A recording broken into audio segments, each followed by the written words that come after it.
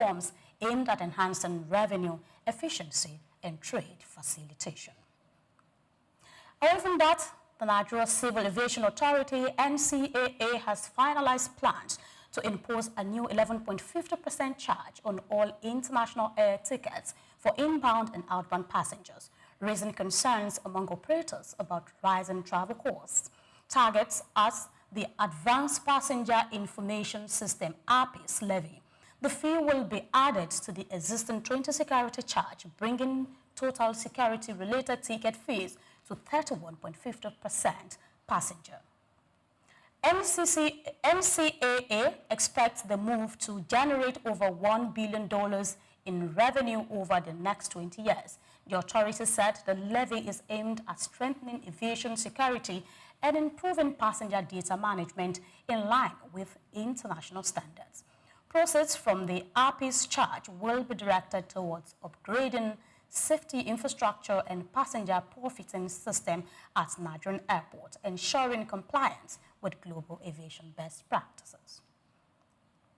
The chairman of the Presidential Fiscal Policy and Tax Reforms Committee, Taiwo Oyedele, has outlined 50 tax exemptions and reliefs aimed at easing the financial burden on low-income earners, average taxpayers, and small businesses under Nigeria's new tax reform laws. The reforms will take effect from January 1, 2026. Oyedele described the tax reform package as one of the most people-focused in Nigeria's recent history, emphasizing its objectives of fairness, simplicity, and inclusiveness. He said the framework is designed to reduce undue fiscal pressure while promoting compliance and economic growth. According to the committee chairman, the reform reflects the government's commitment to creating a just and growth-friendly tax environment where the masses and small businesses can thrive.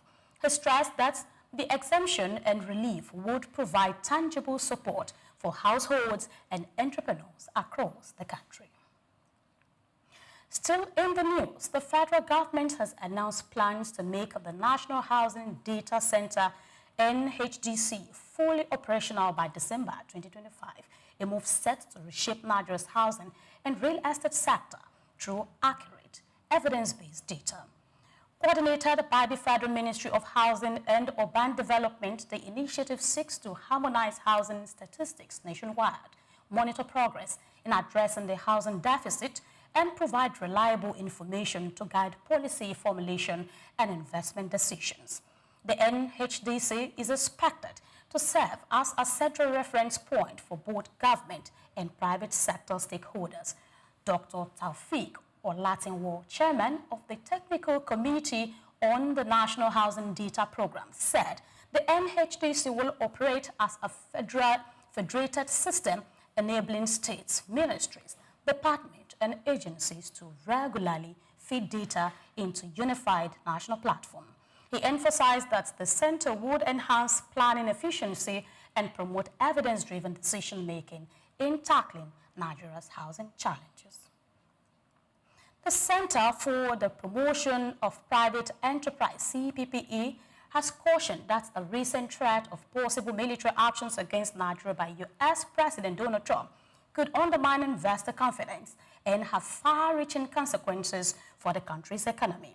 In a policy brief titled Potential Economic Implications of the U.S. Threat of Military Action on Nigeria, the think tank highlighted the risk posed by heightened geopolitical tension, which could disrupt trade, investment flows, and financial market stability.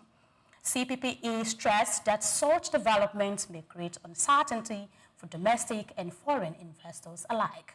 The brief, signed by CPPE Director and Chief Executive Officer Dr. Muda Yusuf, calls for strategic measures to safeguard economic resilience and maintain investor trust. It urges policymakers to proactively manage geopolitical risks while reinforcing Nigeria's macroeconomic foundationals and to mitigate the potential fallout from international threats. The Joint Administration and Matriculation Board, JAMB, has mandated that all candidates registering for the 2026 Unified Tertiary Matriculation Examination, UTME, must declare their current admission status. specifying whether they are already enrolled in any tertiary institution. JAMB said the new requirement is part of intensified effort to combat impersonation and examination malpractices, which were prevalent during the 2025 UTME SOUQ.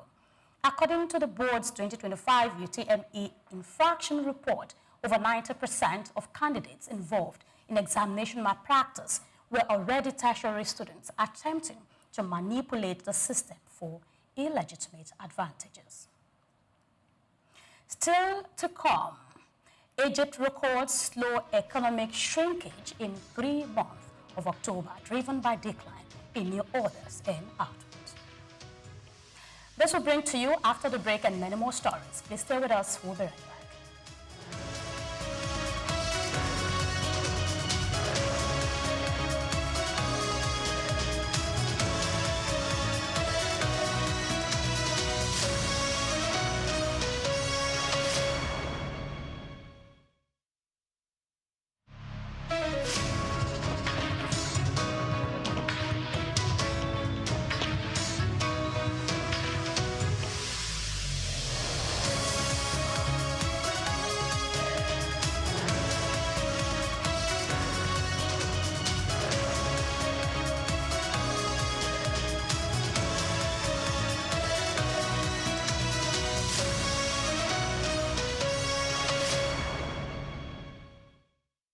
My name is Shino Gbadegeshin. I'm the CEO of Gozi Micro Insurance.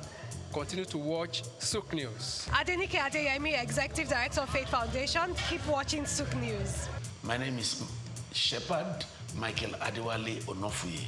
I enjoy you all to always watch SOUQ News TV. Hey everyone, Majuli Obaje here representing Gigi. Keep watching SOUQ News, okay? Stay updated with SOUQ News. My name is Aton Keme. I am the head of MSME Banking. Please keep watching SOUQ News and stay glued to SOUQ News. I recommend that more and more people should watch SOUQ News because they deal with business news. Hi, my name is Amaka Wokolo. I am the director of the Faith Institute at Faith Foundation. Keep watching SOUQ News.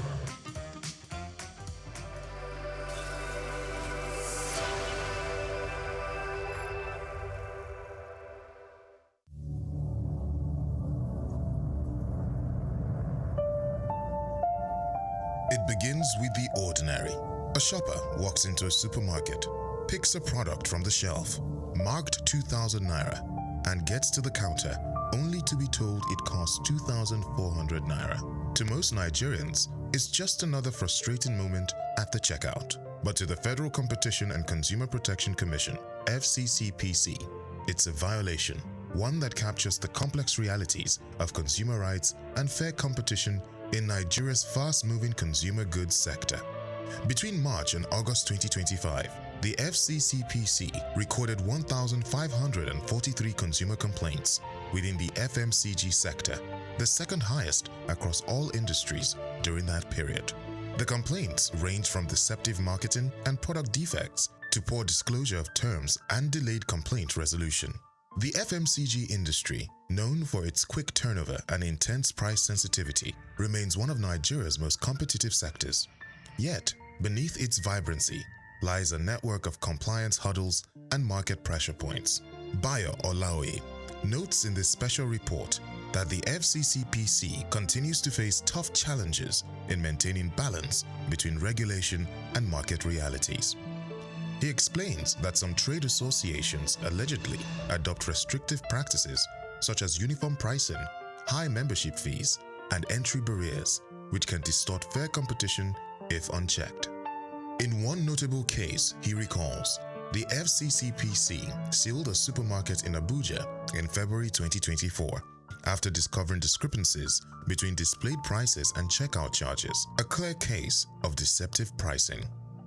According to Olaoye's analysis, Nigeria's Federal Competition and Consumer Protection Act, FCCPA 2018, provides the strongest legal foundation for consumer rights protection in the country. The Act guarantees the right to safety, requiring that all goods and services sold to the public be safe for ordinary use. Unsafe products must be withdrawn immediately once identified.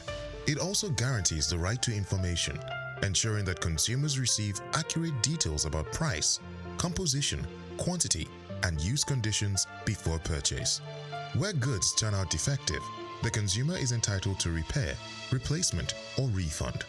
Sections of the FCCPA further prohibit false representation, bait advertising, and exaggerated claims, with sanctions reaching up to 10% of a company's annual turnover. Olaoye points out that state agencies such as LASCOPA complement FCCPC's efforts, helping consumers access information, redress, and awareness of their rights. Despite these laws, FMCG companies operate under immense economic strain. Rising inflation, forex shortages, and unpredictable input costs have made compliance increasingly difficult. Several multinationals have either scaled down or exited the Nigerian market, citing high operating costs and regulatory pressures. Still, as Olaoye observes, consumer protection and fair competition remain non-negotiable principles for any healthy economy. In 2023, the FCCPC fined a multinational FMCG company $110 million for abusing market dominance and stifling competition. Olaoye highlights the case as a major signal of the Commission's resolve to hold both local and foreign players accountable.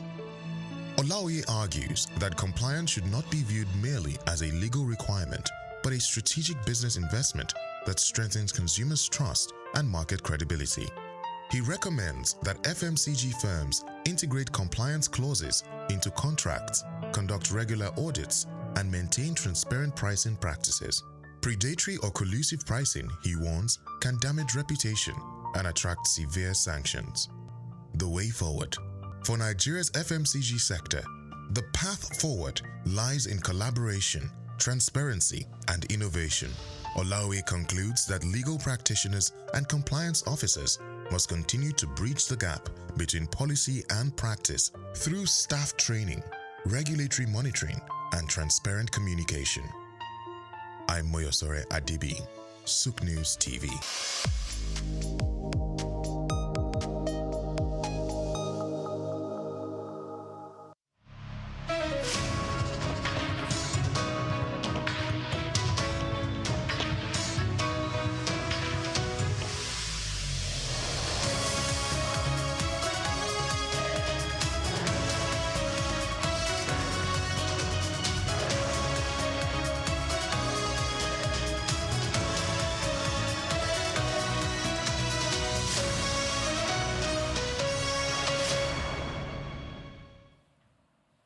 Glad to know you're still with us. Then we'll bring you more stories. Kenya will engage in future discussions with the International Monetary Fund, IMF, to resolve key obstacles that have delayed the approval of a new support program. Finance Minister John Mbadi said on Tuesday the East African nation formally requested a new lending arrangement following the expiration of its previous $3.6 billion IMF program in April 2025. Earlier discussions included an IMF mission to Nairobi in September and subsequent talks in Washington last month, which highlighted areas of concern requiring alignment between Kenya and the fund. Egypt's non-oil private sector recorded its lowest contraction in 3 months in October, driven by a softer decline in new orders and output, according to the S&P Global Egypt Purchasing Managers Index, PMI, released earlier today.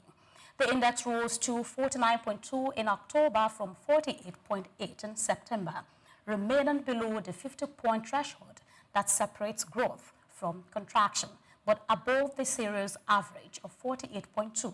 The reading indicates that while business conditions are still deteriorating, the pace of decline has eased compared with previous month.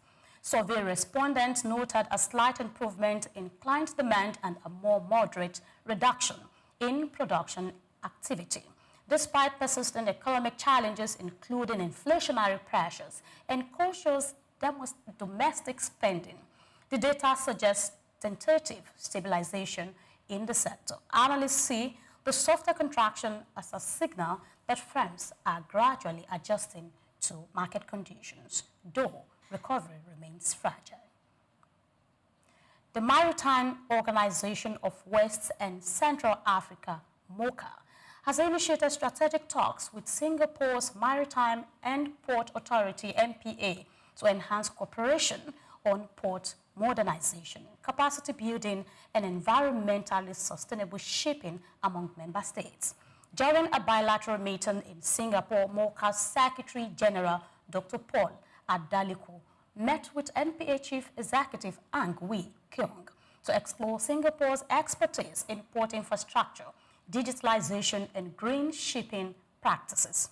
Adaliku highlighted MOCA's ambition to leverage Singapore's world-class port model to elevate operational standards across West and Central African ports, aiming to boost efficiency, sustainability, and regional maritime competitiveness.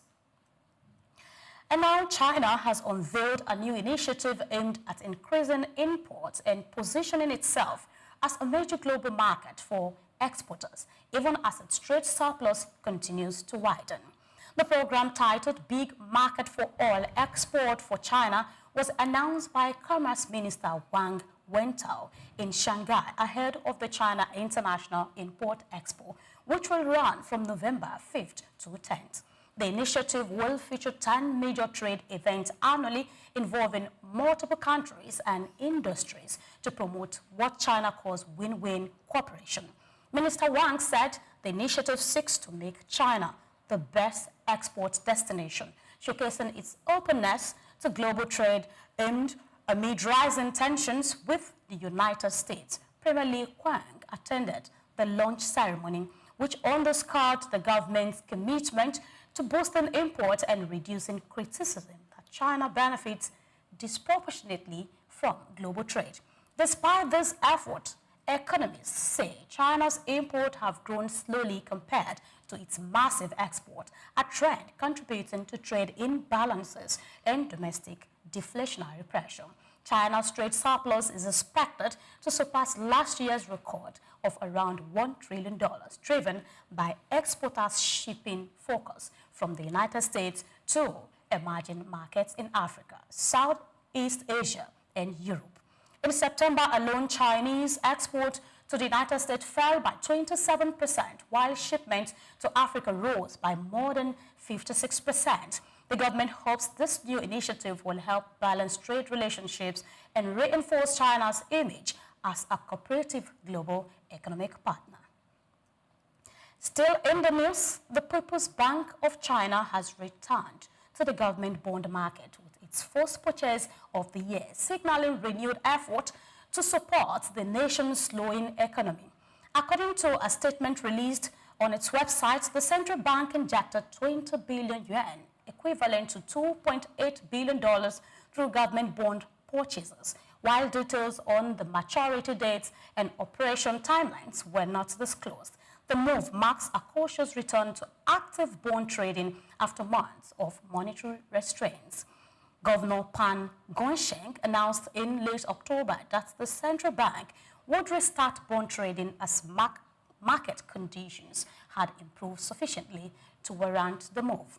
The decision follows growing concerns over weak domestic demand, deflationary risks, and declining investor confidence in the Chinese economy.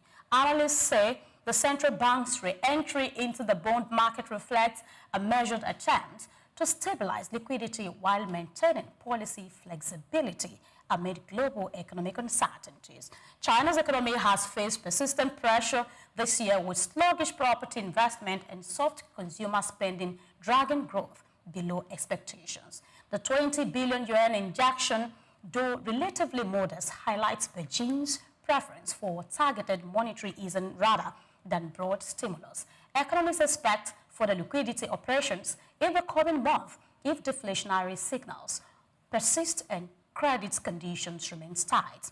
Mbadi noted that while progress has been made, critical fiscal and policy adjustment remains under review to satisfy the IMF's requirements. The government aims to secure the program to bolster foreign reserves, stabilize the shillings, and support economic growth amid inflationary pressures and rising public debt.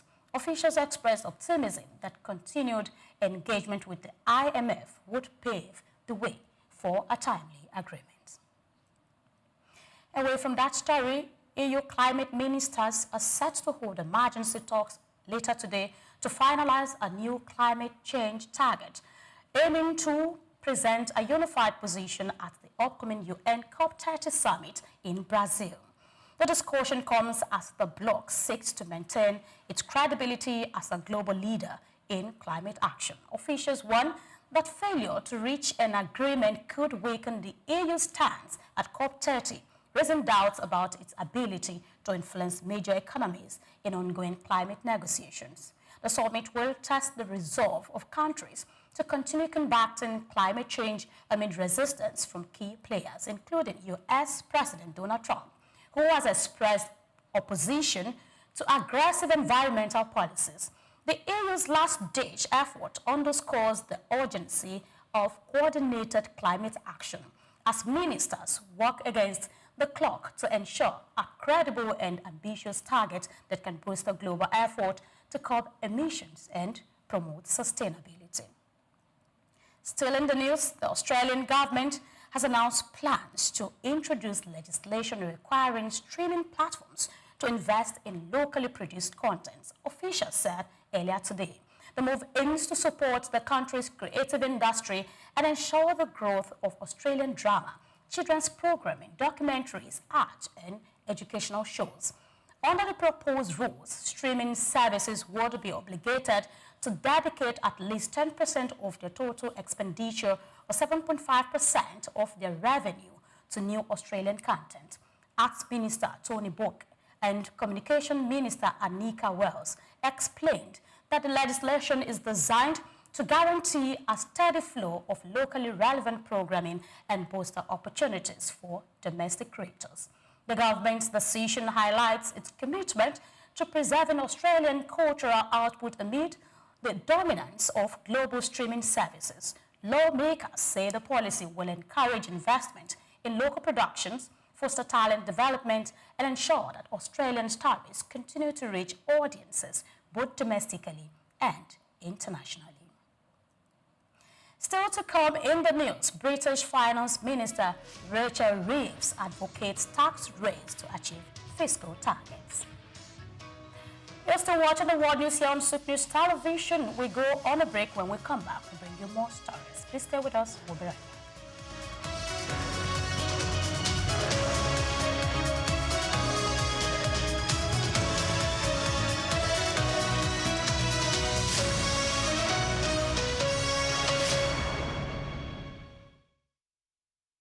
Every day, information shapes the way we live, the choices we make, the innovations we pursue, and the future we build. In a world divided by access and opportunity, information can either empower or exclude. Today, we celebrate World Development Information Day, a reminder that knowledge is not just power, it's progress. In 1972, the United Nations General Assembly established World Development Information Day.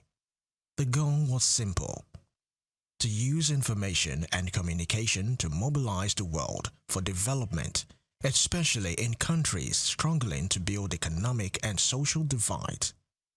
This day, observed on October 24th, shares its date with United Nations Day, reinforcing a single message: global cooperation begins with understanding. From digital innovation to grassroots storytelling, information drives development in ways once unimaginable. Farmers now access real-time weather forecast. Students learn across borders through online platforms. Health workers share life-saving data in seconds. When information flows freely, communities grow stronger. Yet, billions remain disconnected, cut off from the tools that could change their lives. The digital divide continues to limit opportunities, deepen inequality, and silence voices that deserve to be heard. Bridging this gap isn't just about technology.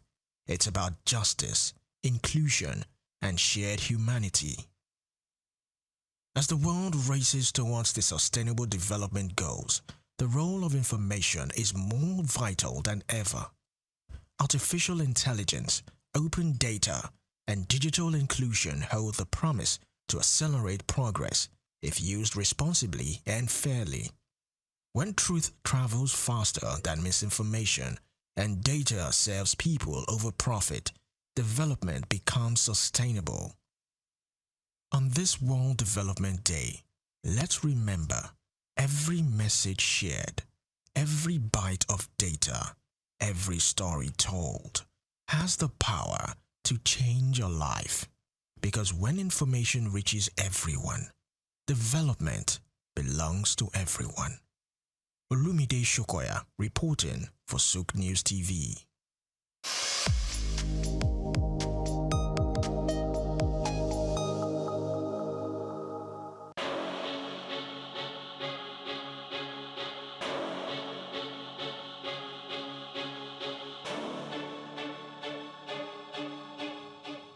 Elon Musk is a visionary entrepreneur leading innovative ventures in technology, space exploration, electric vehicles, and renewable energy.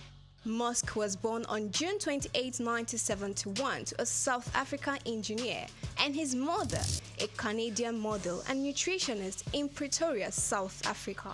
His talents for computers and entrepreneurship emerged early, and at age 12, he created and sold a video game. Musk studied physics and economics at Queen's University and the University of Pennsylvania.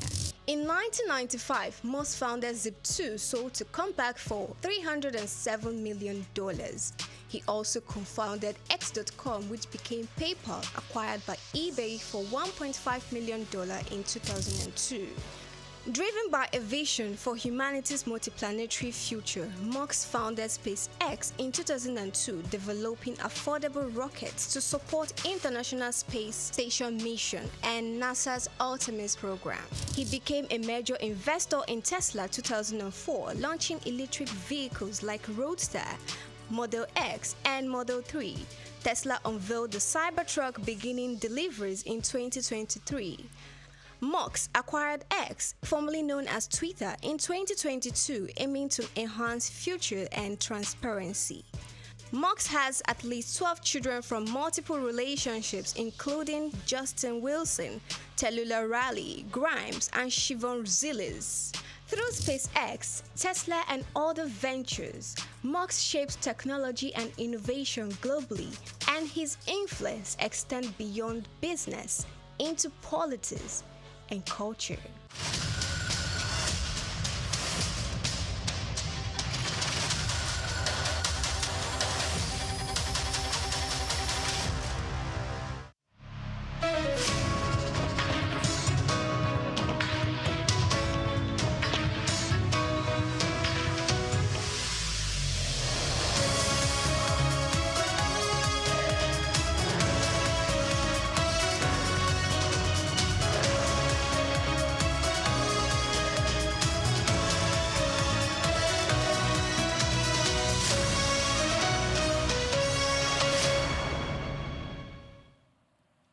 It's always good to know you never left, and now we'll bring you the rest of the story on the World News this afternoon. The Chinese government has strongly criticized the United States over its threat of military intervention in Nigeria, denouncing it as blatant interference disguised as concern for religion or human rights. According to a report by China Daily, Foreign Minister spokeswoman Mao Ning made the remarks during a press briefing earlier today, stressing that China firmly opposes any nation using religion or human rights issues as excuses to meddle in the international affairs or internal affairs of sovereign states. Mao reiterated China's long-standing principle of respecting the independence and territorial integrity of all countries, emphasizing dialogue and cooperation over confrontation.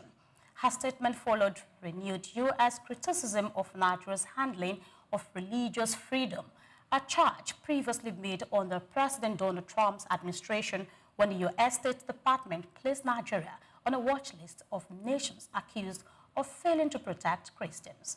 Maduro has consistently rejected the allegations, insisting that reports of mass killings based on religion are exaggerated and politically motivated.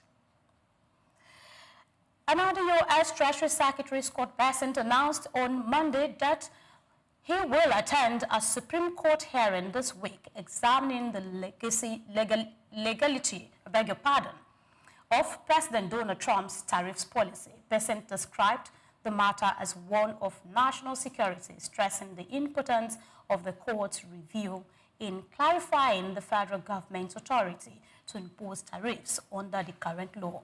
The hearing will focus on whether the tariffs which have affected trade with multiple countries were enacted within the scope of presidential powers. The Treasury Secretary's presence underscores the administration's intent to provide direct testimony and insight into the economic and security implications of the policy. Observers noted that the outcome of the hearing could shape U.S. trade policy and influence ongoing negotiations with the key global partners, while also potentially setting legal precedents for the use of tariffs in addressing national security concerns.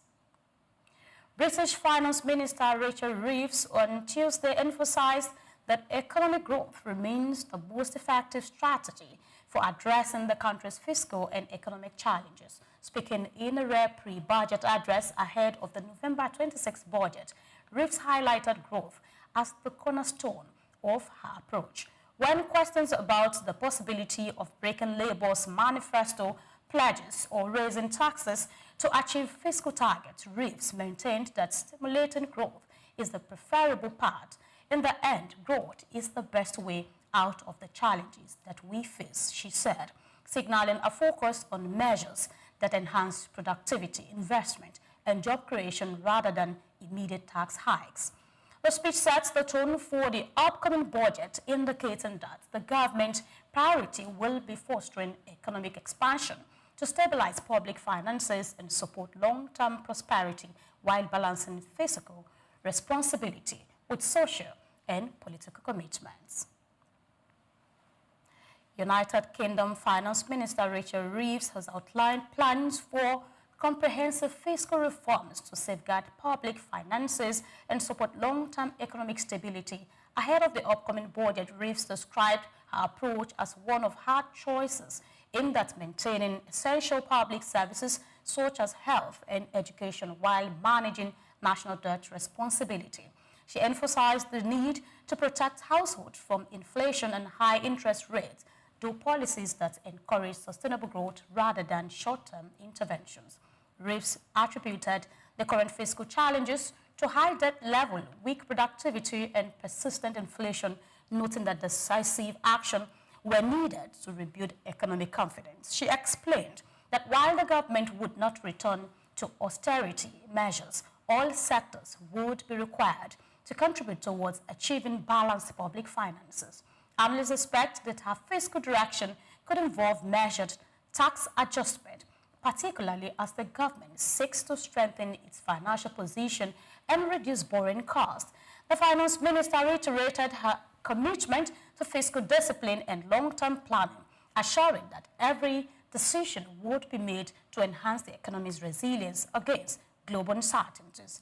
Economists believe her strategy, if implemented effectively, could rebuild fiscal buffers, attract private sector investment, and restore confidence in the United Kingdom's economic outlook. Reeves concluded by affirming that the government's goal was to create a stronger, fairer, and more secure economic foundation for future growth. Now, the United States dollar climbed to a 3-month high earlier today as traders reduced expectations for further interest rate cuts following mixed signals from the Federal Reserve Chair, Jerome Powell's comments suggesting last week's cut might be the final one this year prompted investors to reassess their positions. With the government showdown delaying key data releases, market relieved and private indicators showing weak manufacturing performance and subdued demand, the dollar index briefly exceeded 100, supported by stronger demand for safe haven assets, while the euro slipped to $1.151, and the British pound fell after Finance Minister Rachel Reeves warned of hard choices ahead of the November budget. The Australian dollar also declined after the Reserve Bank of Australia kept rates unchanged but signaled caution on inflation and housing demand. In Asia, the Japanese yen gained after officials reiterated warnings against excessive currency volatility, reinforcing investor confidence in safe haven currencies. Analysts said the dollar's rally reflects resilience in the United States economy despite global uncertainty, with traders now pricing in only a 65% chance of another rate cut in December compared to 94% a week earlier. And bringing you sport-related story, Nigeria's star striker Victor Osimhen has declared his readiness to lead Galatasaray to success in the UEFA Champions League, saying it is time to make a statement in the most prestigious games. The 26-year-old forward, who previously impressed at Lille and Napoli, returns to Europe's elite club competition with Galatasaray after making his 2024-2025 season-long loan move permanent this summer. Osimhen has quickly become a fan favorite in Istanbul, earning praise for his work ethics, goal-scoring ability, and leadership on the pitch. In an interview with UEFA, the Super Eagles striker revealed that the discussed ambition with the club president upon joining. He said both parties agreed on the goal of making a strong impact in the Champions League, signaling Galatasaray's intent to compete at the highest level and elevate the club's European standing. And lastly, on the news, Anthony Joshua, the British-Nigerian former two-time heavyweight champion, is set to return to the ring later this year. His promoter, Eddie Hearn, has confirmed. The announcement follows Joshua's recovery from elbow surgery, which sidelined him for over a year. Joshua's absence from the sport began in September 2024 after a knockout defeat to Daniel Budois at Wembley Stadium. The loss denied him the chance to become a three-time heavyweight champion and claim the IBF heavyweight title. Despite the setback, Hearn expressed confidence that Joshua would make a strong comeback and remain a top contender in the heavyweight division. Speaking to Chris Mannix, Hearn outlined plans for Joshua's return, emphasizing that the former champion is fully recovered and motivated to regain his status. Fans and analysts alike are now anticipating Joshua's next bout and a potential path back to championship glory. And that's a wrap on the news this afternoon, but before we go, here is a recap of our top stories. Federal government launches new initiative to mobilize $20 billion in annual diaspora remittances for national development. Chairman of Tax Reforms Committee, Taiwo Oyedele, outlines 50 tax reliefs aimed at easing financial burden on low-income earners. Government of Kenya requests new lending arrangement after the expiration of its previous $3.6 billion IMF program. China condemns U.S. threat of military intervention in Nigeria, calls it blatant interference disguised as concern for religion and human rights. And lastly, British-Nigerian boxer and former two-time heavyweight champion Anthony Joshua set to return to the ring following his recovery from elbow surgery. And that's the news this afternoon. We say many thanks for watching. Do well to follow us via social media platforms at SOUQ News Television. My name is Grace Komalafe. Do have a good afternoon.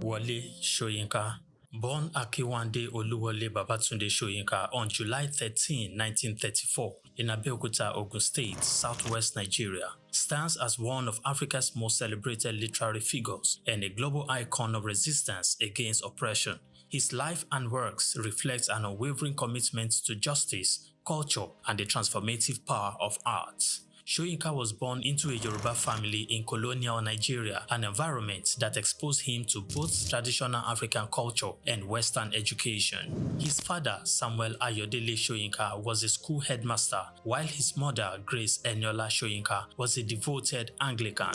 This blend of indigenous and colonial influences deeply shaped Soyinka's world. Soyinka attended Government College Ibadan and later proceeded to the University College Ibadan, where he studied English and literature. Soyinka completed his education at the University of Leeds in England, earning a degree in English and later a doctorate degree. In the late 1950s, Soyinka began working as a dramaturgist at the Royal Court Theatre in London. However, his passion for storytelling and cultural preservation drew him back to Nigeria, where he founded two theatre groups known as the 1960 Masks and the Orisun Theatre Company. Soyinka's works, often a fusion of Western dramatic techniques and African themes, address universal issues of justice, freedom, and human dignity. His early play, titled A Dance of the Forest, which was introduced in 1960, written to celebrate Nigeria's independence, critically examined the nation's socio-political trajectory, setting the tone for his career as both artist and activist. Soyinka's activism became more visible during Nigeria's post-independence years. In 1967, during the Nigerian Civil War, he called for a ceasefire between federal forces and Biafran separatists. This led to his arrest by the military government, and he spent 22 months in prison, where he wrote a short drama titled The Man Died, Prison Notes, a harrowing account of his imprisonment and a profound critique of authoritarianism. Soyinka has authored more than 20 works, including plays, novels, poetry, and essays. In 1986, Soyinka became the first African to win the Nobel Prize of Literature, an achievement that brought global recognition to African literature. Soyinka remained an outspoken critic of oppressive regimes, often at great personal risk. His activism extended beyond Nigeria, addressing global issues of injustice and human rights. During periods of military rule in Nigeria, he went into exile, continuing to write and speak against tyranny. Today, Soyinka is celebrated not only as a literary giant, but also as a symbol of resilience and moral courage.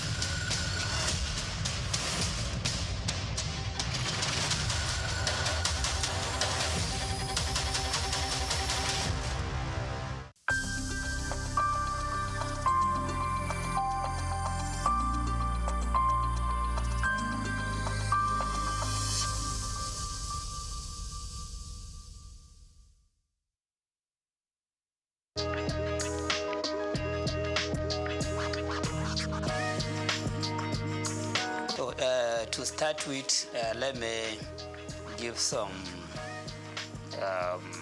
introduction to myself.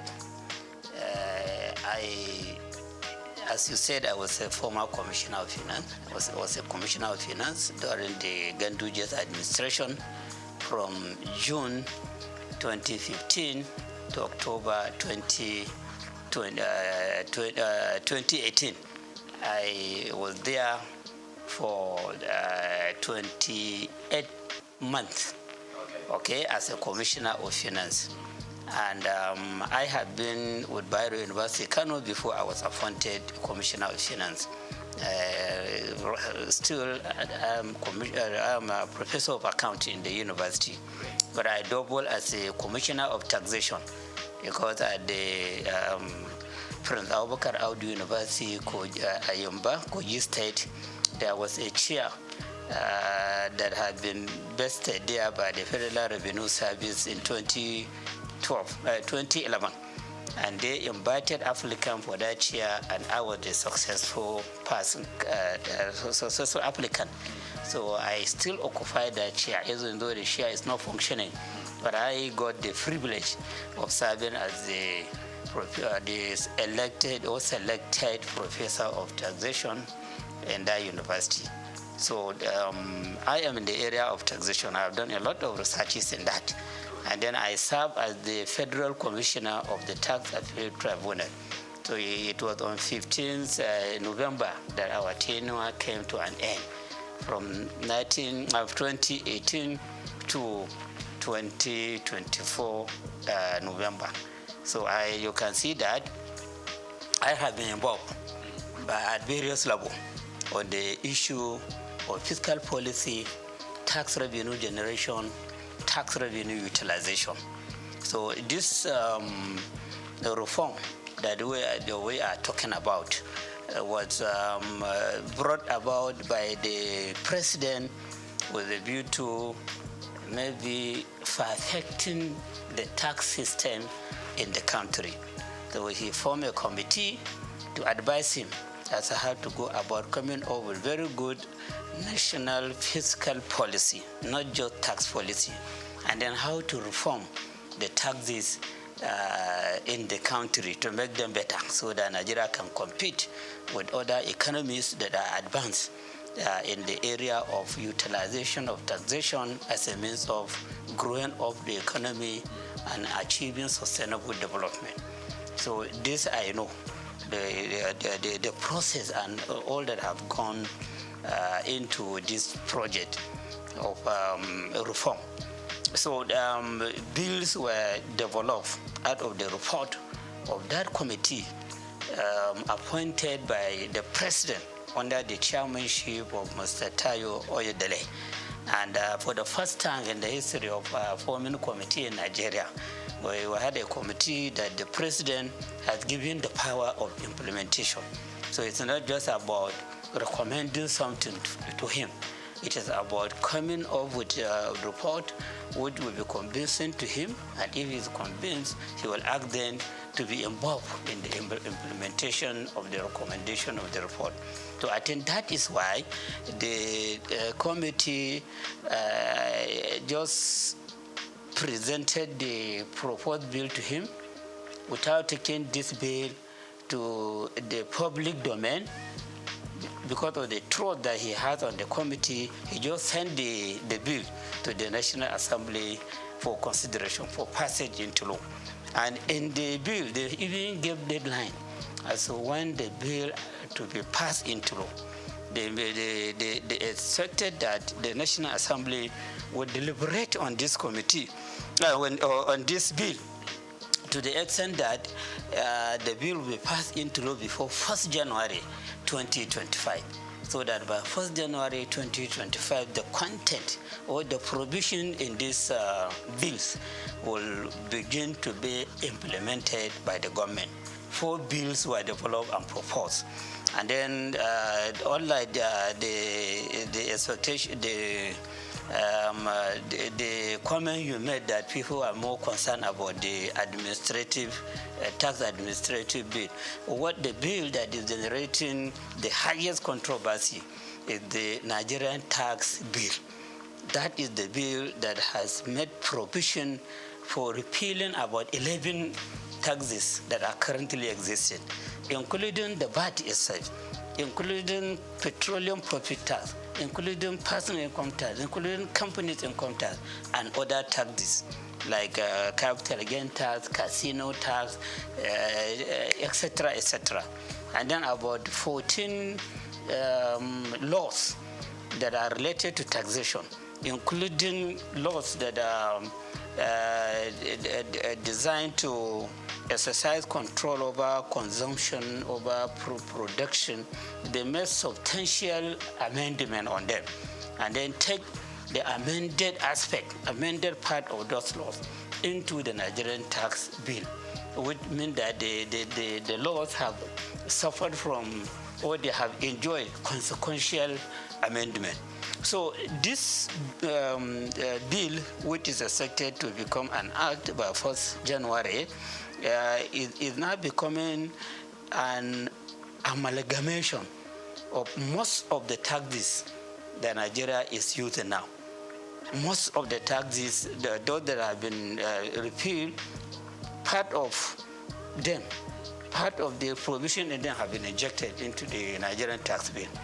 Those that have been considered for consequential amendment, they are also captured in the Nigerian tax bill. And then they made a lot of paragraphing creating part, creating section, etc., etc., to the extent that the content of that bill is about 220 pages. So you have to develop the stamina. You have to be used to reading before you read everything from the beginning to the end. And if you don't do that, you may miss a lot of things. And you may be talking ignorantly about the content of the bill. And unfortunately, that is what is happening in the public domain. You hear people talking ignorantly about the content of the bill. They just listen to news, radio, television. When they hear the comment of somebody, then they will amplify that comment ignorantly without reading the bill and understanding the content of the bill. So that is the one that is enjoying the greatest controversy. Of course, others too are enjoying some controversy. The Nigerian Tax Administration Bill, because it is in that bill that the new sharing formula for VAT was stated. VAT have been extensively explained or described in the Nigerian tax bill. But how to share the proceeds of VAT have not been captured there. That provision could only be seen when you go to Nigerian Tax Administration Bill, which is the bill that has been designed to show how the tax authorities in the country at the federal level, state level, and local government should be relating with one another so as to avoid conflict, so as to avoid a situation whereby all of them may go to a taxpayer with different dimension of claim. The bill was designed to achieve this main objective, to resolve the conflict that has been happening between tax authorities or even revenue generating agencies. Because when you talk about the revenue, we shouldn't be talking just about the tax revenue. You have revenue that custom is collecting. That bill, second bill, is saying that customs should no longer be involved in collecting revenue. It is the Nigerian Revenue Service that should be collecting. Customs, let them take care of their responsibility of checking item coming in, item going out, which is another area of clash. These custom people, they are used to collecting money. Okay, and they are used to, many of them, a lot of allegations are there as to how they are collecting this money, how they are not remitting the correct amount. So now, collection of custom duty will no longer be the responsibility of custom official, custom service. It's the Nigerian Revenue Service that should be collecting. The same thing with all other agencies of government that are considered as revenue centers. So that bill has made adequate provision to show that they know the moment this bill was passed into law, they don't have any power to collect revenue. It's the Nigerian Revenue Service that should collect. Let them deal with their own responsibilities of stabilizing the economy, ensuring control over consumption, over production, over whatever. But then collection of revenue is not their own. And then between the state internal revenue service and the Nigerian Revenue Service, there should be harmony. If there are revenues sources that are difficult for the state revenue service to utilize in generating revenue, they can bring in, they can collaborate, or they can reach agreement with the Nigerian Revenue Service to do the collection and then share the amount collected as per the agreement, or take cost of collection as per the agreement and then give the state internal revenue service or even local government revenue committee what they deserve. So the expectation of the Nigerian Revenue Nigerian Tax Administration Bill is to bring about harmony and understanding. So how that could be brought about is a question to be answered. Because of the nature of Nigerian, the nature of official, and the way the people put their eyes on money.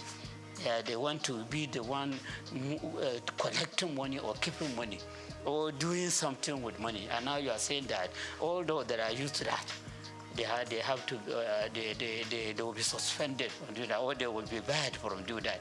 It is only that agency, the Nigerian Revenue Service, that will be doing it. So there are some issues there that are calling for a question, okay, understanding among the agencies involved or the tier of government involved.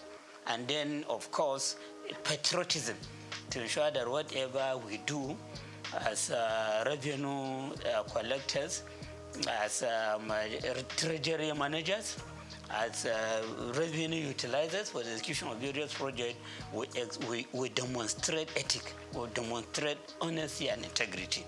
The revenue agency itself, before now, the revenue agency is behaving as if it is for the federal government.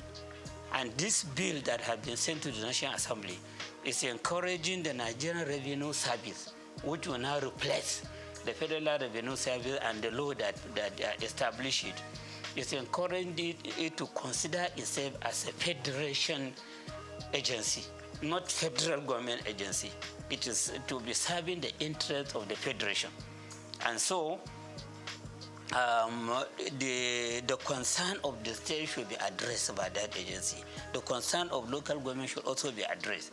It should be an agency that should be mentoring local government revenue agencies or tax authorities and state government revenue authorities or tax authority, so that they carry themselves together as a team, then ensuring that we have very good tax system in the country, that we have adequate revenue generation on taxation, which should be put to use for executing various projects that will bring about sustainable development in the country. So when you look at all the provision made in the Nigeria Revenue Service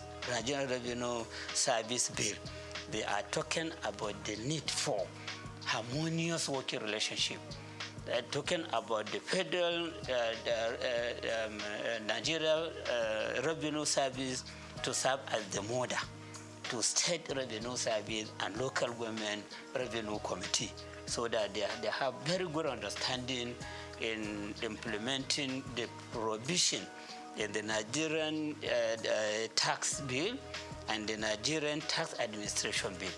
So all the provisions are like that. And then provision have been made adequately as to the position of the executive chairman of the State Internal Revenue Service, the need for governing board, which will have that chairman as the chairman, the need to have the technical committee at the state level, and who are to be members of that committee, the whole and representation to be drawn from various MDAs and other agencies of government and federal government into the committee, and many other issues. And even at the local government level, there is a need for revenue, local government revenue committee, which should be chaired by the councillor in charge of revenue or finance at the local government level, and who the members are and their function. So when you look at all the provision there shouldn't be any controversy. Even if there will be controversy, it should be less. And it should be something that could be resolved. For example, personally, I will not support a situation whereby the chairman of the State Internal Revenue Service should also be the chairman of the board. This is against corporate governance system. And then the same person will be the chairman of the technical committee. The same person will be the chairman of the revenue joint committee, where all the representatives for local government will be members and other agencies. So it will be as if the chairman of the Internal Revenue Service at the state level will become the alpha and omega on all revenue issues in the state. And that person may even be seen himself to be more powerful than Commissioner of Finance. When I was Commissioner of Finance, I was serving as the supervisory person on all the activity in the Internal Revenue Service. The chairman of Internal Revenue Service should be reporting to me, should be taking orders to me. He shouldn't be going directly to the governor. But the provision is showing that the chairman of Internal Revenue Service is equal to the commissioner. And in fact, they were even saying that governor is just to nominate him and has to go to the House of Assembly for clearance. Just as commissioner will go to House of Assembly for clearance. And there is no provision to show that this person should be answerable to the Commissioner of Finance. So something like this, I think many people may not see it. But with my own experience, as a Commissioner of Finance, who have been intimately related to the Minister of Finance that time, I know the problem many states were facing as they empower the chairman of the Internal Revenue Service, they empower too much the Accountant General against the Commissioner of Finance, who should be the supervisor to all these agencies of government. So issues like these are there, and appropriate action need to be taken by the National Assembly in correcting the lapses in the bill. Then the last one, which is about institutionalizing revenue board. Okay, a revenue board. Before we have joint revenue board. Before we have joint tax board. So now that joint tax board is an appendix of the personal income tax. It's just under personal income tax. So now the drafters of the bill, they will want joint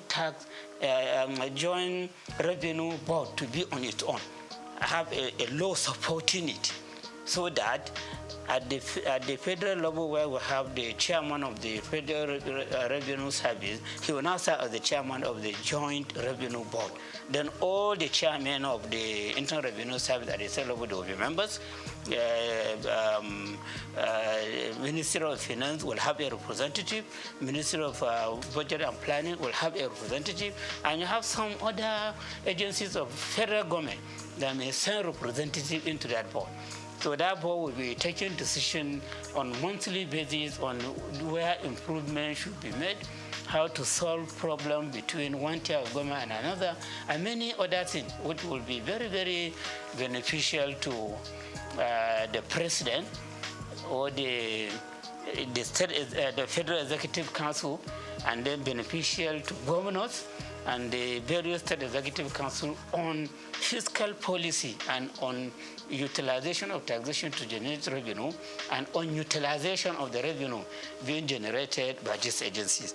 Because many people are having the feeling that the agency, they collect this money and they spend the money. But in real sense, they only collect. But they remit to the government, into the treasury of government. So while they collect, they have the responsibility of collection, they don't have the power to spend a kobo from the amount generated. It is the government that takes care of that. So the Joint Revenue Board has been given a lot of responsibilities in that bill. So when it becomes act, become a law of itself, so the Joint Revenue Board will now be more powerful than what we know before as a Joint Tax Board. So this is just the summary of the bill that have been sent to the National Assembly for passage into law.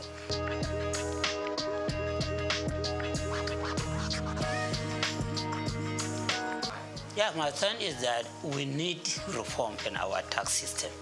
As a student of taxation, I have the belief that no economy can make any progress if it doesn't have a good tax system. Most of the economies of the world, or I can say all of them, all the developed economies of the world, they are tax-based economies. And most of the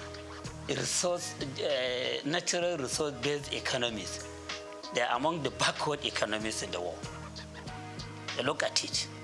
All the members of OPEC, none of them is part of the G20. They have the revenue, they have the oil, they are producing it in great quantity, but they are still being considered as developing economies. Well, when you look at UK, Germany, France, US, other countries like that, they don't claim to be having enough revenue, enough oil to refine for their use and then to export the excess for sale. They don't claim for that, and that's why they don't belong to the OPEC, Organization of Petroleum Exporting Countries. They base their economy on taxation, but then they have very good tax system, which is just attracting minimal complaint.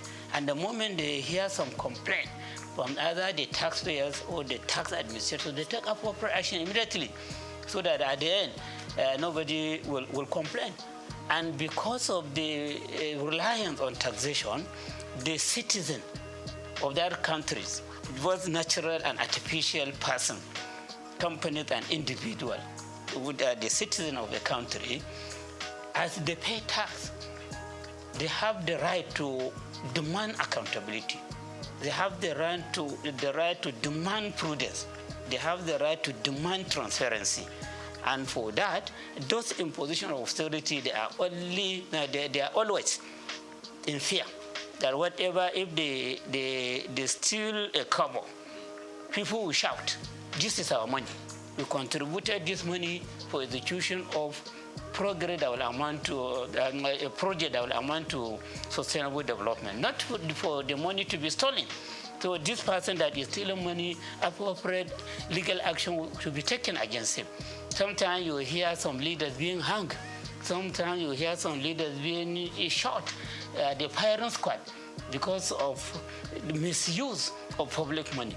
So members of the public that are contributing this money in the form of taxation, they complain. And then they insist on appropriate action to be taken.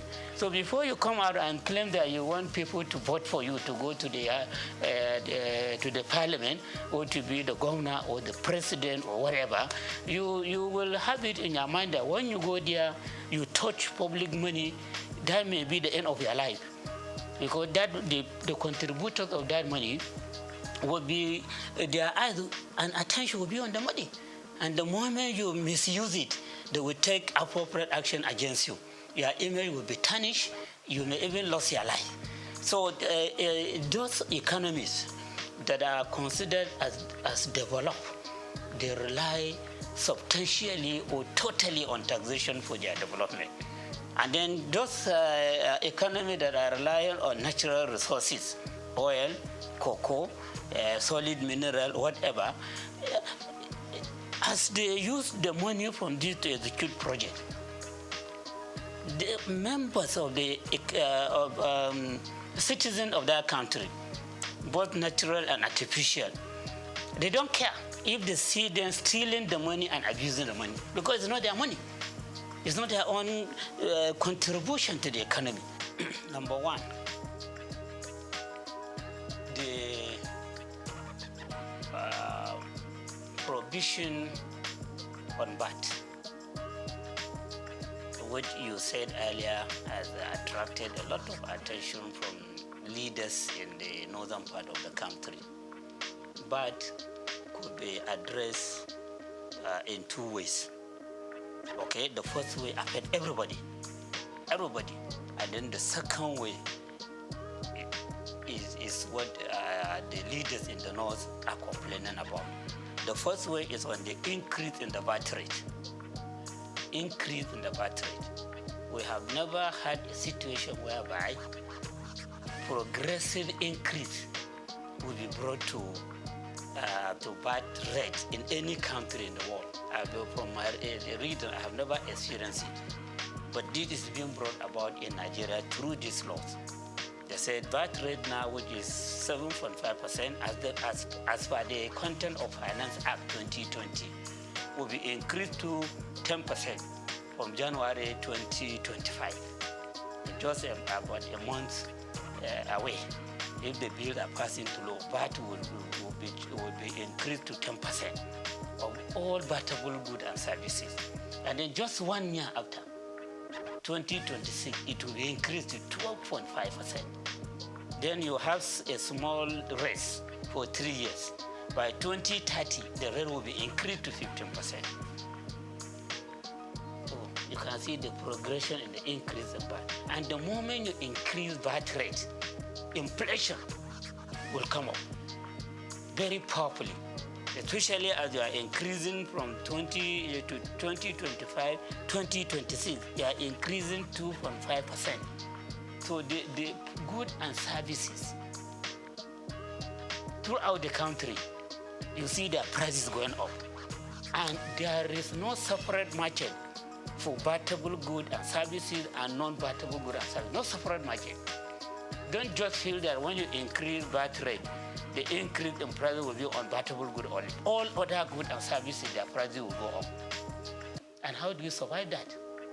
Nigerians now are complaining about fuel subsidy removal, electricity subsidy removal, and many people have become unemployed. Many people have become disabled. Nobody, no any earner of salary can claim to be saving anything for investment. People are borrowing money to top up to the income that they have for survival. And those that have no work, they are complaining. We just finished induction for ICANN. About 3 inductees met me that if I have any chance for them to get employment, you are qualified as a chartered accountant and you are looking for jobs. So what about the secondary school leavers, diploma holders, and other people that have not even attended school? So unemployment is on the high side. And increase in inflation is a killer to businesses. Because when you don't have people buying, you have to stop production. You have to stop providing services.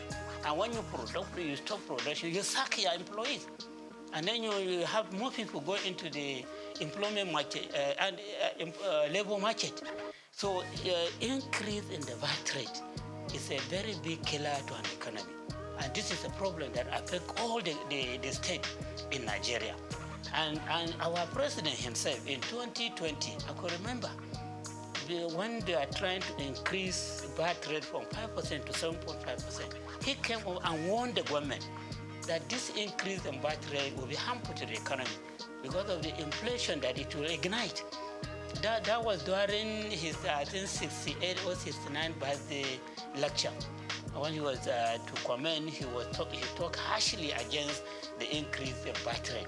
And now the same government is accepting the bill to go to the National Assembly for increase in VAT rate on a continuous basis. So I see this as a very big mistake. The timing is very wrong. And then the policy, the idea of progressively increasing VAT rate, especially as Nigerians are complaining about subsidy, fuel subsidy removal, electricity subsidy removal. So this is one thing that needs to be looked into. And as we are interested in generating more revenue through taxes, particularly consumption tax, we have to be very careful about the consequences of the increase. And this is for the whole country. So that is one part. The second part is about the sharing of the amount that will be generated. Yes, right now, one VAT is generated internally, and of course the one for custom, they put it together and share it using vertical formula and horizontal formula. Vertical formula between federal government, state government, and local government. So federal government takes 15%, state government 50%, local government 35%. That's how they share it vertically. And then for local government and state, since they are not at the same level in terms of population, in terms of level of economic development, in terms of weight for industrial development, so they have to use the separate formula. And they agreed that 50% of whatever belongs to state government should be shared equally. 30% should be shared on the basis of population. And then 20% should be shared on the basis of derivation. And that derivation, in the simple language, is about the contribution of every state to the VAT that has been generated. And at the local government level, they are to consider the contribution of each local government to the VAT that has been generated. Okay? So at the state level, when you say contribution of every state on the VAT that has been generated, consumption is much more in some state than in some other state. But then the formula, the derivation, the term derivation, this date, that is being applied now, is giving priority to states where the head offices of companies providing services and goods are located. You do consumption in Adamawa on services, maybe the recharge card, and other communication or telecommunication services, or bank services, or insurance services, whatever. So since you are just dealing with the branches there, the head office of the bank producing these services is in Lagos or in Rivers or wherever. So it will be deemed as if you do the consumption there. And so the credit will go to Lagos or Rivers or Ogun or wherever, where the headquarters of it is located. Not where you do the consumption. So at the end of the day, you see that states like Lagos, its own contribution may be 50% or 60% or more every month. The state like Rivers, its contribution may be about 15% or 20%. Abuja may be about 10% or 50%. And then the heavy consumers, the northern state, like Kano, which is a commercial center, its own contribution may be 1% or 2%, because it doesn't have the head offices of the companies providing these goods and services that are being consumed there. So at the end of the day, you see that 20%, if it is 6 billion, for example, if it is 6 billion, for example, so 60% of that 6 billion will be about 3.6 billion.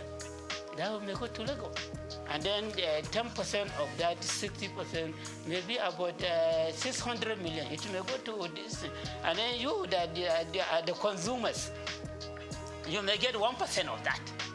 So you can see that particular 20% is the crux of the matter. That is the basis of the controversy. So now that this bill has been submitted to the National Assembly, then these people have saw that this derivation has been increased to 60%. 60% instead of 20%. Now, not previously, right now, 20%. Not right now, 20%. And it has been jacked up. It has been jacked up. And the declaration has been jacked up. And then in the law,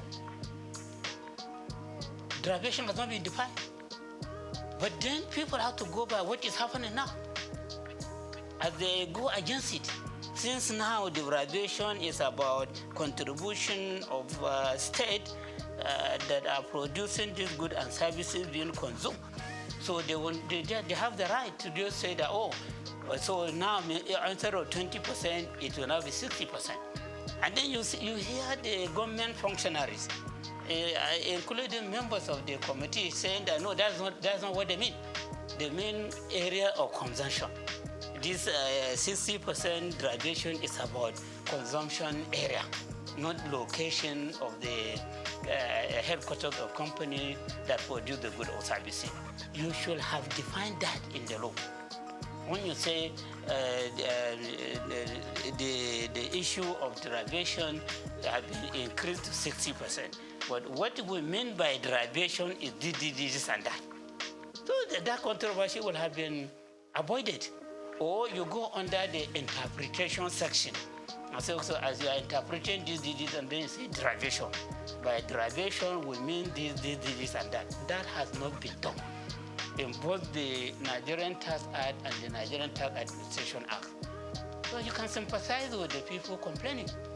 And then if it goes like that, if they don't correct it at the National Assembly before passing into law, the moment it is passed into law, they will go back to this issue. The suspicion is that they will just go back to a pleasing state where the headquarters of the companies are located, because there is no definition that says that it is about consumption.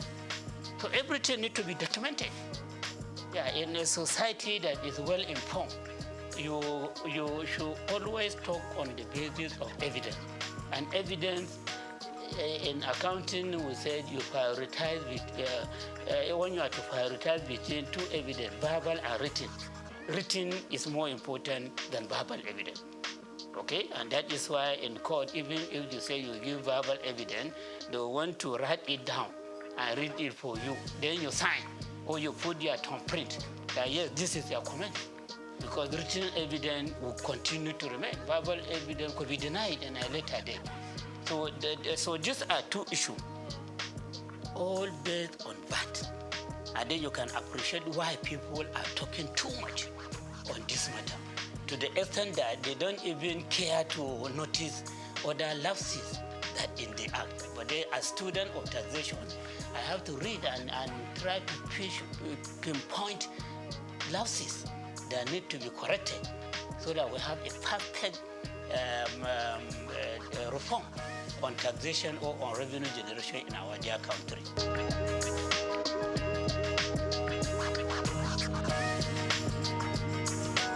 So you see, I saw provision on development levy. That there will be development levy, and that development levy will be 4% of accessible profit of companies whose turnover is more than 50 million per annum. So their accessible profit, 4% will be charged as development levy from 2025 to 2026.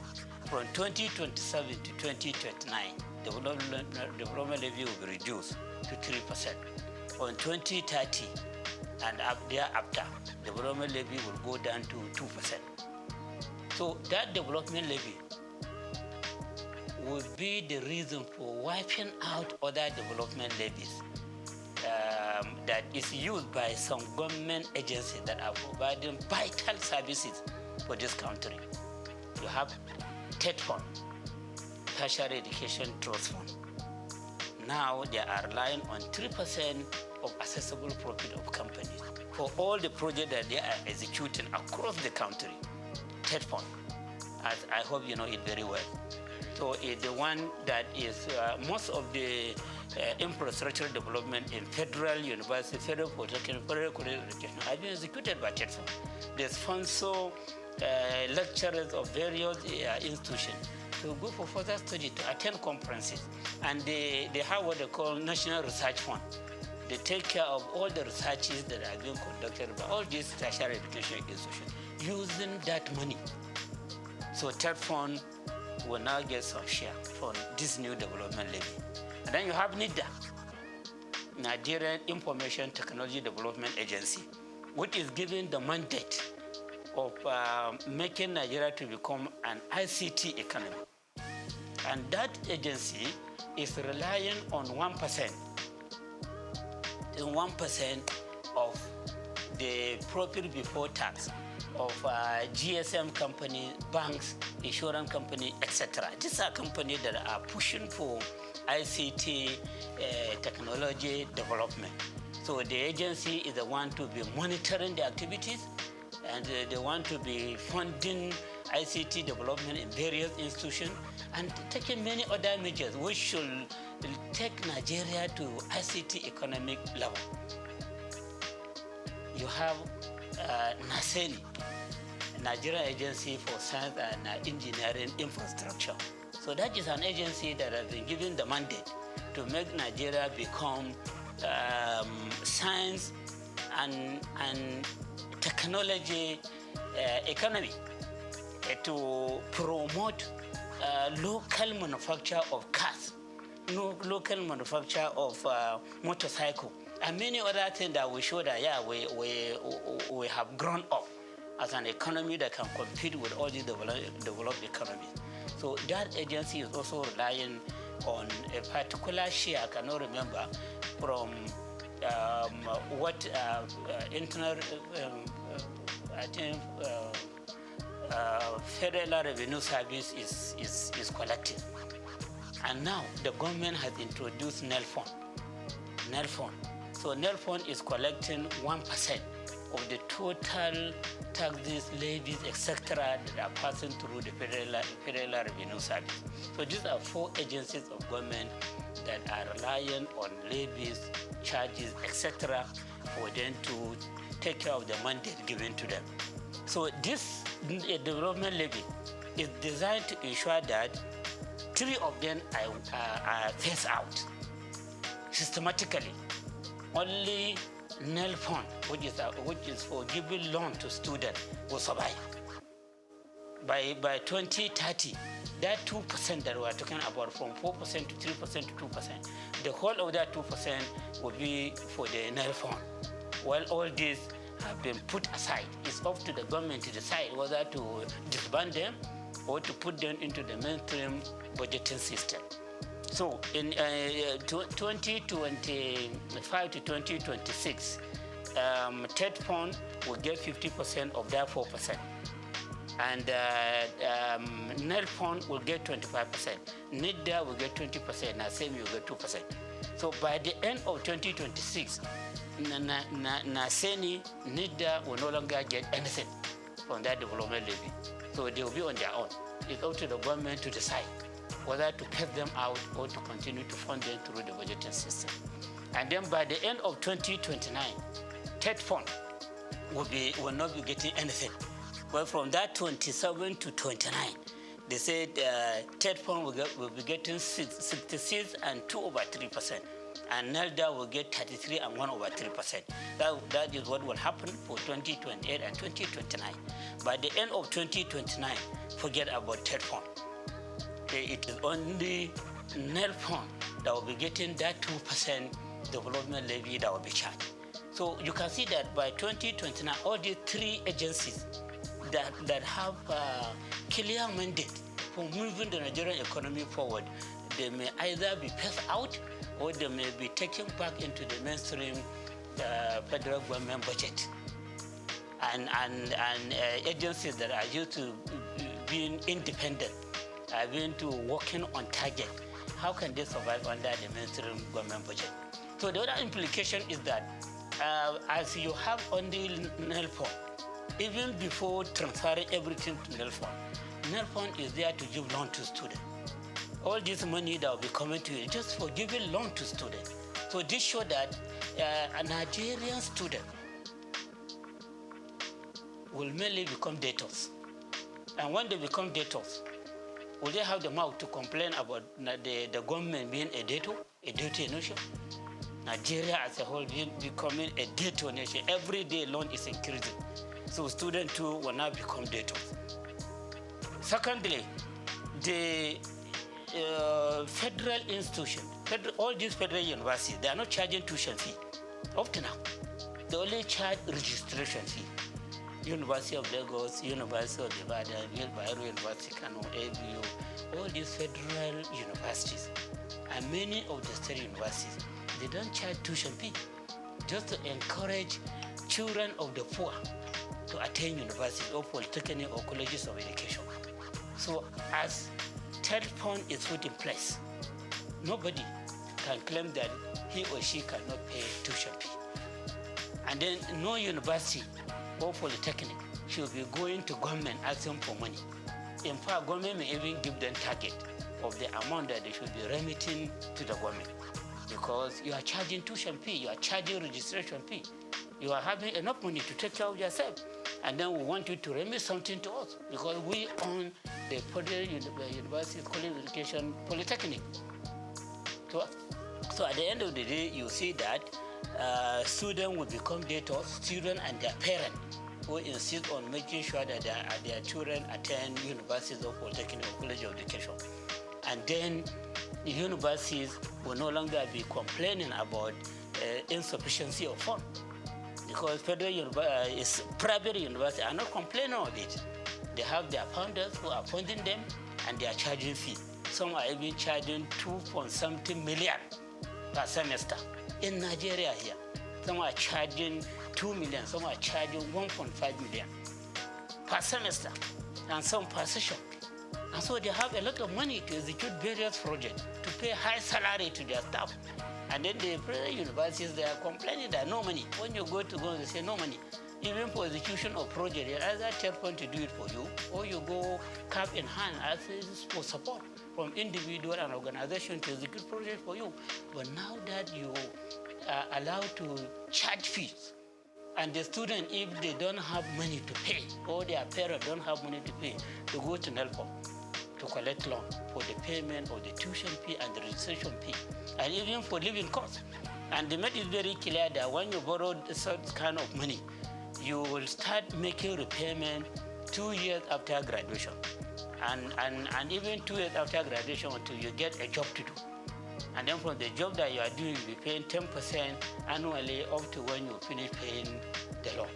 How will that be feasible in Nigeria? How would that be feasible? So this provision too is a matter of concern. Yes, for people that will look about what will happen in the future. Look at the implication of the policies contained in that bill. Okay? So I am of the opinion that to correct these lapses, they should just stop at the first formula. When you collect 4%, you increase the rate to 3%, as again to 4%, as again 3% for third point, in order to accommodate other agencies, and you stop charging the other rate. And then, so the first year they said 50% will go to third point, which is like reducing what third point is getting from 3% to 2%. I hope you understand. When I say 50% of 4, that is 2. Before third point is getting 3% of the accessible profit. So we can manage with the decrease from 3% to 2%. And then null fund, which is the baby of the government, will give you 20%. Okay? Then NISDA, which is having very clear mandate of making the Nigerian economy an ICT economy, 20%. Then NASENI, 5%, saying we don't care much about the technological development that may come to manufacturing cars, motorcycle, etc. We give them 5%, and then allow them to look for means of further funding themselves. So you stop at that, but not to scrap any of these agencies. So that's my own advice. Okay? So that is another important area that need to be addressed in this bill before they are passed into law.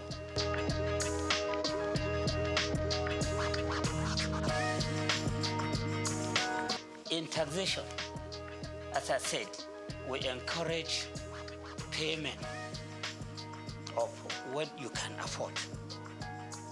A situation whereby, this is my own personal opinion, yes, and people may feel that I am in support of taxing the poor. No, I'm not talking about the poor. Anybody that doesn't have income, that doesn't have profit, that doesn't have gain, it should not be considered for taxation. But if you are making some gain, you are making some income, no matter how small, and you are paying something, no matter how small, out of what you are gaining, that will make you to have greater moral right to challenge government. But if you are put outside the tax net, you are not contributing anything, you don't have much moral right to come and challenge the government for inefficiency, for poor accountability, for poor transparency. When I was Commissioner of Finance, I had called to be organizing some town hall meeting with small, medium, micro, small, and medium enterprises across the market that we had in Kano. I will invite their leaders and inform and address them. You see, we are introducing presumptive tax. We are doing that with a view to ensuring that you own the government. You own the government. This government belongs to every one of us. But then those that are contributing money into running the affairs of the government, into executing various projects for the state, they have greater stake than those that are not contributing anything. And no matter how small your contribution is, you have the right to claim ownership of government.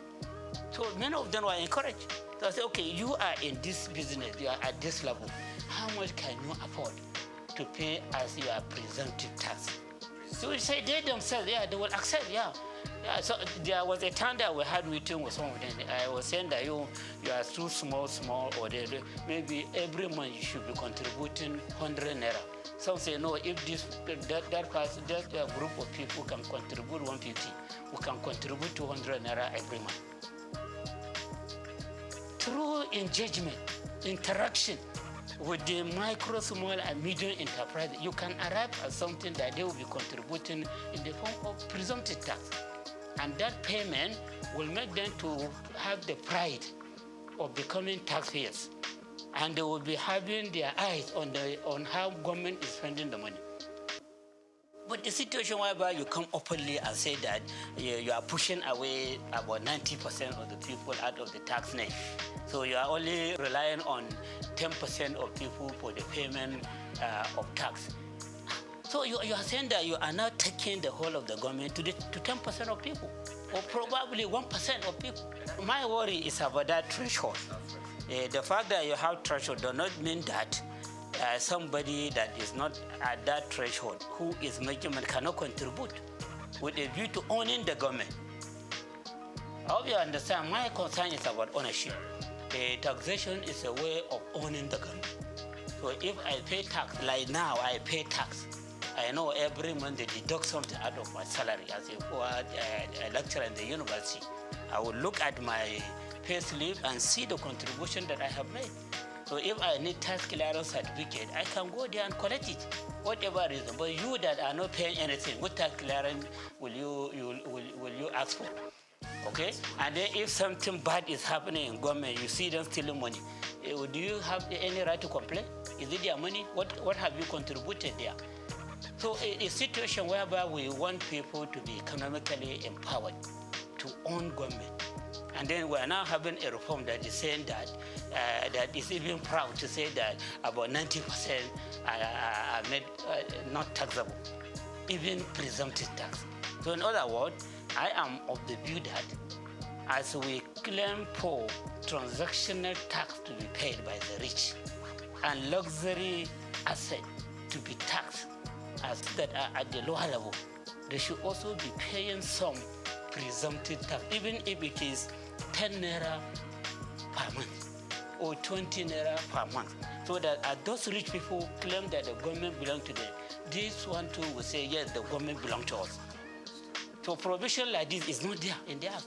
All they are just claiming is that they have pushed people away from the tax net.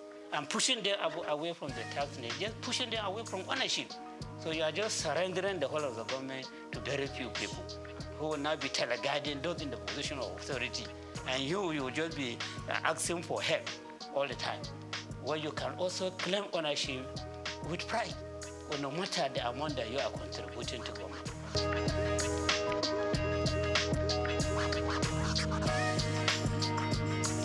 The other aspect of it is this absence of adequate provision in the Act on property tax.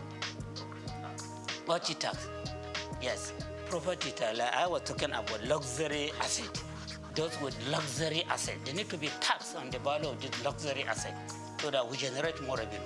Those that are doing a transaction of high volume of money, they need to be taxed for this transaction. That's what we call transactional tax. So you can see that as we are talking of relieving the poor or income earners from tax, from this tax rate, we are not talking much about taxing the rich in the bill.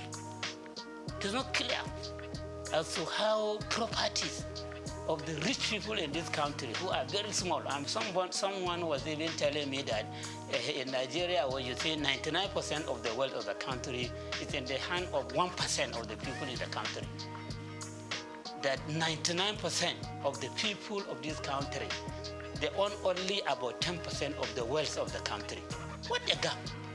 If this is true, we have not done any study empirically to ascertain this figure. But you can see some sign of it. And you need taxation to bridge the gap. And then as you are arguing for the bridging of the gap, you now have a reform that is throwing away 90% of the people from the tax net. And then the people drafting the bill are even proud to say it. So I have reservation on this. If I found my way, I will agitate for appropriate correction to be done. And that does not mean that I'm agitating for the taxing of the poor. I'm talking about those that can afford. They are not for the personal income tax rate, but then they pay presumptive tax with a view to owning the government, with a view to ensuring that the government is not allocated to only the very few rich. And then these few rich in the other way around, there are no adequate provision, there are no clear provision to see how their wealth will be taxed.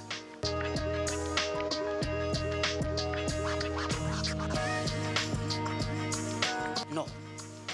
If you look at all the statements that we're making, there's nowhere that I mentioned that the North is having this agitation. I'm just talking to you about areas of concern in the law. Areas of concern. I think I only made reference to the North when it comes to this issue sharing of VAT, that the governors and traditional rulers in the North, they are forced to raise alarm, and they raise alarm on this matter only. But all the other matters that I mentioned, they have not said anything. Maybe they have not seen them. They don't have this perspective that I have. Okay, so I am a Nigerian first before becoming a Northerner. So I talk as a Nigerian. My concern is about the Nigerian people. And the Northern people are also part of Nigeria.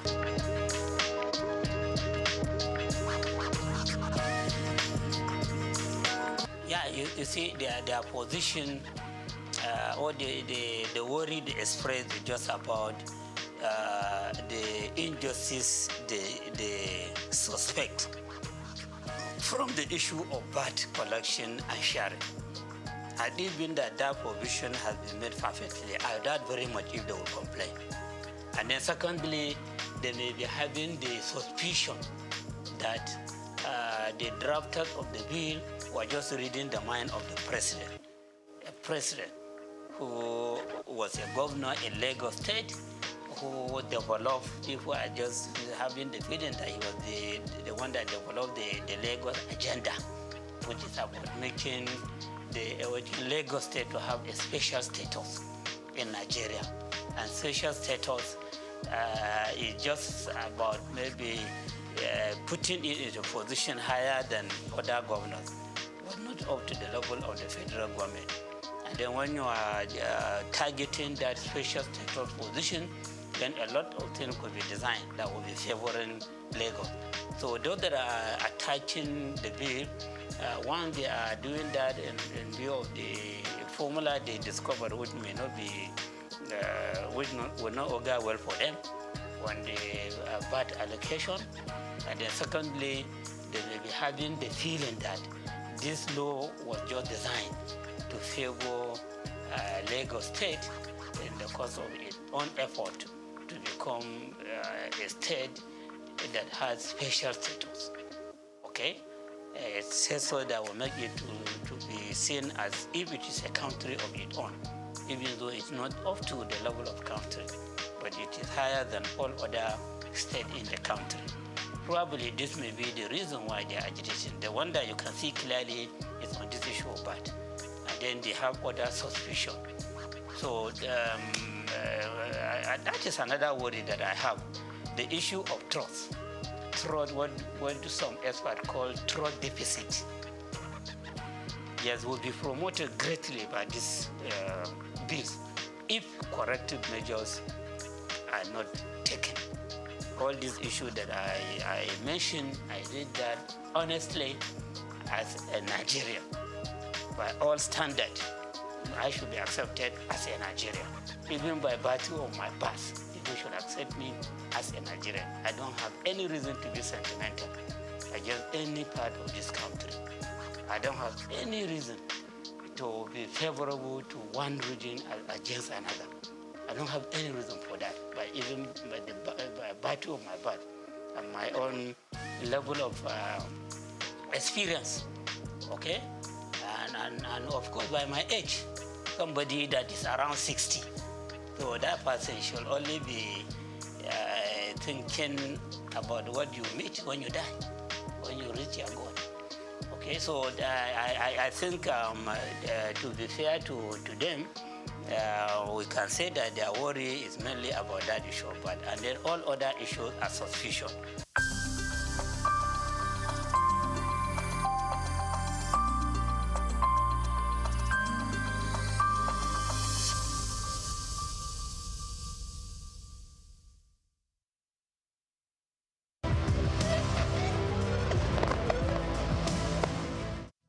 Nigerians aspire for the fruits of democracy to manifest in quality infrastructure and investment in human capital development. According to the reviewed Dr. SOUQ A. Adedeji, whose leadership has significantly transformed Nigeria's tax administration, is a distinguished first-class graduate in accounting from the prestigious Obafemi Awolowo University, Ile-Ife, and he currently serves as the chairman of the Federal Inland Revenue Service, FIRS.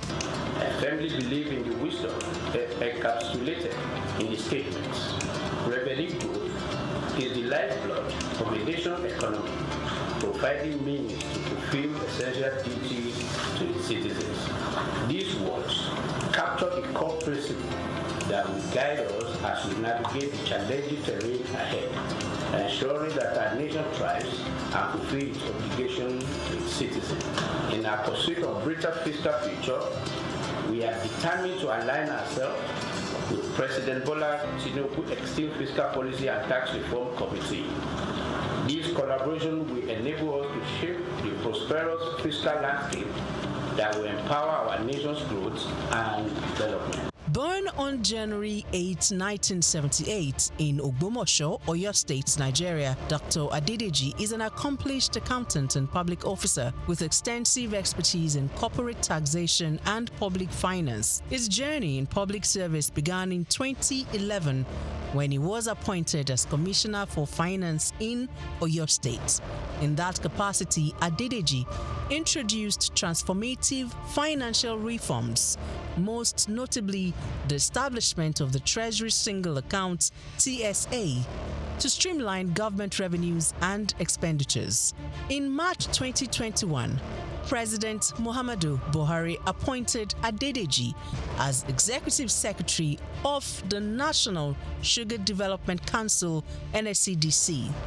In this capacity, he founded the Nigeria Sugar Institute and spearheaded the Sugar Backward Integration Program, which sought to enhance local sugar production and reduce reliance on foreign imports. In June 2023, President Bola Ahmed Tinubu appointed Adedeji as Special Advisor on Revenue, and by September of that same year, he had ascended to the position of Executive Chairman of FIRS, Nigeria's leading tax authority responsible for the assessment, collection, and management of federal taxes.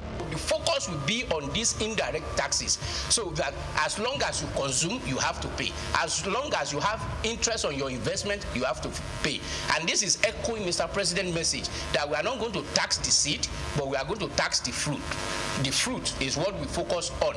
So all those things, when we have this holistic process, it will be captured, and that the vision is to have a progressive tax, that if you earn more, you pay more, and if you earn less, you will not pay. Under his leadership, FIRS exceeded its 2023 revenue target of 11.55 trillion naira. As chairman of FIRS, Dr. Adedeji implemented a performance-based system aligning with the service's new slogan, simplifying tax, maximizing revenue. Dr. SOUQ Adedeji has done incredibly well in transforming and reforming the tax processes and procedures in Nigeria. In a little over a year being at the helm of the affairs of the tax body in Nigeria, we have seen a significant improvement in revenue generation. His policy of not crumbling business with taxation is something that also needs to be applauded. SOUQ Adedeji philosophy is taxing fruits and not the seed, and taxing prosperity, not poverty. Because if you look at the fiscal landscape of Nigeria in the past 10 years, you find that businesses have struggled to live, and that has led to the exit of so many businesses from Nigeria. But with this new reform, we're seeing that the businesses will profit from the reform processes, and that will mean more business for Nigeria. We will have a lot of foreign inflow in terms of foreign direct investment that will actually drive the process of economic growth for the country. And I think he has done so well, and he deserves a kudos, especially for taking the giant stride to restructure FRS for efficiency, for accountability, and for value for money. He has also made the welfare of the staff a top priority, fostering a positive working environment that has brought smiles to the faces of FIRS employees nationwide. Supporters of the tax reform bills highlight several key benefits, harping on the need for streamlined tax processes that could reduce bureaucratic hurdles and foster an environment where businesses can thrive. He has initiated a lot of reform which dovetail into the tax reform bills that is before the National Assembly.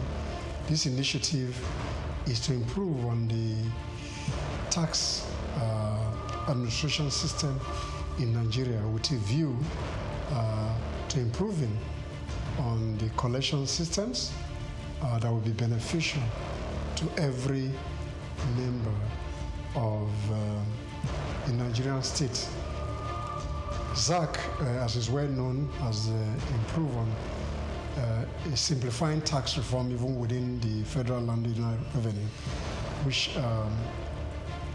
in no means has improved on tax administration, and he celebrated essentially for the core initiative of the tax reform.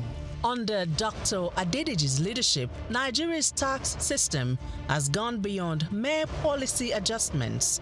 Its focus is on fostering sustainable growth and ensuring that the benefits of tax reforms reach both businesses and citizens. So those that are attacking the bill, one, they are doing that in view of the formula they discovered, which may not be, will not augur well for them on the VAT allocation. And then secondly, they may be having the feeling that this law was just designed to favor Lagos State in the course of its own effort to become a state that has special status. Okay? It says so that will make it to be seen as if it is a country of its own, even though it's not up to the level of country, but it is higher than all other states in the country. Probably this may be the reason why they are agitating. The one that you can see clearly is on this issue of VAT, and then they have other suspicion. So that is another worry that I have, the issue of trust. Trust, what do some experts call trust deficit. Yes, will be promoted greatly by this if corrective measures are not taken. Graduation has not been defined.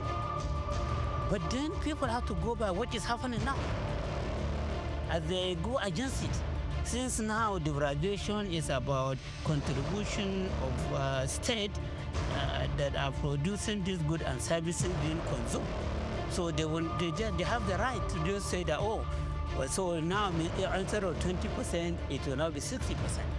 And then you hear the government functionaries, including members of the committee, saying that no, that's not what they mean. They mean area of consumption. This 60% graduation is about consumption area, not location of the headquarters of company that produce the good or services. You should have defined that in the law. Contributing to long-term national development, Dr. SOUQ A. Adedeji's career is a testament of his unwavering commitment to improving